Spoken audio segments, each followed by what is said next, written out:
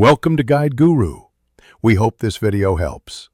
You start by verifying prerequisites, OS compatibility, and at least 100 MB free. Next, sign in or create the app account so sync works. Once done, download and run the installer as admin. Accept permissions when prompted.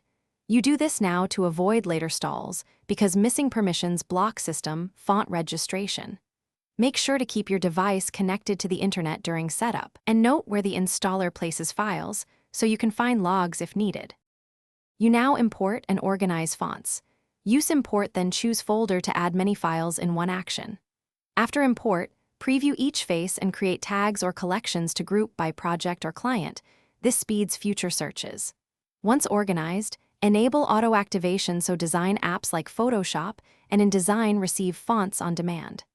If duplicates appear, resolve them via the Duplicate Manager. This prevents conflicts. Remember to save an exported library backup to restore collections later. You finish by validating and syncing. Test kerning, diacritics, and open type features in a sample document so you catch display issues early. Once satisfied, export a library backup and enable sync to propagate settings across your machines. If a font fails to appear in other apps, clear the system font cache and restart the Fonts app. Then re-import only the problematic files.